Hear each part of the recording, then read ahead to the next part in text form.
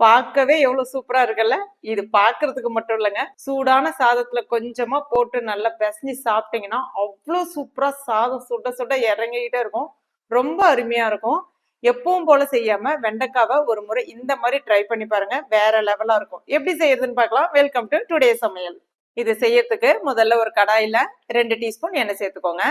கூடவே 1/4 கிலோ வெண்டைக்காய் இந்த சைஸ்ல இந்த மாதிரி கட் பண்ணிட்டு சேர்த்துக்கோங்க. 1/4 டீஸ்பூன் மஞ்சள் பொடி, 1/4 டீஸ்பூன் உப்பு சேர்த்துட்டு வதக்க ஆரம்பிச்சிருங்க. கைவிடாம ஒரு 5 நிமிஷத்துக்கு மட்டும் வதக்கி விட்டுக்கிட்டே இருங்க.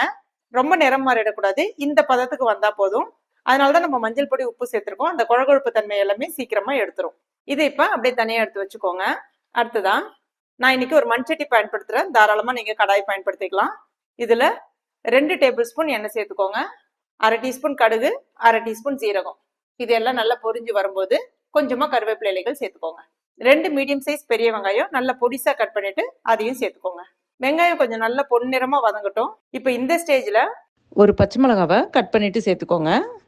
அடுத்ததா ஒரு பவுல்ல 100 கிராம் நல்லா கட்டியா இருக்கக்கூடிய தயிர் எடுத்துக்கோங்க. ரொம்ப புளிச்சிட வேண்டாம்.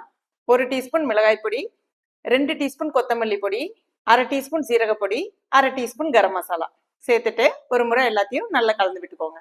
சருமம் மற்றும் முடி சம்பந்தமான பிரச்சனைகளுக்கு 100% இயற்கையான முறையில் தீர்வு தரக்கூடிய நம்முடைய ஜோஸ் ஆர்கானிக் ப்ராடக்ட் உங்களுக்கு ஏதாவது தேவைப்பட்டதுன்னா ஸ்க்ரீனில் தெரியக்கூடிய வாட்ஸ்அப் நம்பர் இல்லைன்னா வெப்சைட் அட்ரஸ்க்கு போய் நீங்கள் பர்ச்சேஸ் பண்ணிக்கலாம். தேங்க்யூ. 1 டீஸ்பூன் இஞ்சி பூண்டு விழுது சேர்த்து வதக்கி விட்டுக்கோங்க. நான் வீடியோ எடுக்க மறந்துட்டேன். இப்ப இந்த வெங்காயம் இஞ்சி பூண்டு எல்லாமே நல்லா வதங்கிருக்கு. நம்ம ரெடி பண்ணி வச்சிருக்க அந்த தயிரை இதுல சேர்த்துடலாம். கூடவே கொஞ்சமா உப்பு சேர்த்துட்டு நிதானமா வதக்கி விட்டுக்கோங்க. ஸ்டவ் வந்து ஃபாஸ்டா வைக்காதீங்க, சிம்ல இருக்கட்டும். இப்ப மூடி வச்சிருங்க. ஒரு 2 நிமிஷம் போல அப்படியே இருக்கட்டும். இப்போ 2 நிமிஷம் போல ஆயிடுச்சு. அதனுடைய பச்சை ஸ்மெல் எல்லாமே போயிட்டு அந்த தயிர்ல இருக்கக்கூடிய தண்ணீர் எல்லாமே இழுத்துட்டு இந்த மாதிரி திக்கா மாறி வர ஆரம்பிக்கும். இப்ப ரெடி பண்ணி வச்சிருக்க அந்த வெண்டைக்காயை இதோட சேர்த்துட்டு ஒரு முறை கலந்து விட்டுட்டு 1 கிளாஸ் அளவுக்கு மட்டும் தண்ணி சேர்த்துக்கோங்க. ஸ்டவ் வந்து மீடியம் ஃப்ளேம்ல வச்சுக்கோங்க. அந்த எண்ணெய் எல்லாம் நல்லா பிரிஞ்சு வர அளவுக்கு கொதிக்க விட்டுக்கோங்க. இப்போ இதை நம்ம திறந்து பார்க்கலாம். எண்ணெய் நல்லா இந்த மாதிரி பிரிஞ்சு வந்திருக்கு பாருங்க. கடைசியா கொஞ்சமா கொத்தமல்லி இலைகள் தூவிட்டு இது சூடான சாதத்துல போட்டு பிசைஞ்சு சாப்பிட்டீங்கன்னா வேற லெவலா இருக்கும். நான் சும்மாலாம் சொல்லல, கண்டிப்பா ட்ரை பண்ணி பாருங்க. நம்ம எப்பவுமே வெண்டைக்காயை பயன்படுத்தி பொரியல், காரக்குழம்பு, சாம்பார், இந்த மாதிரி புளிக்குழம்பு எல்லாம் செய்வோம்ல, அதை விட இது வேற லெவலா இருக்கும். ட்ரை பண்ணிட்டு எப்படி வந்துச்சுன்னு மறக்காம கமெண்ட் பண்ணுங்க. இந்த வீடியோ உங்களுக்கு பிடிச்சிருந்தா லைக் பண்ணுங்க.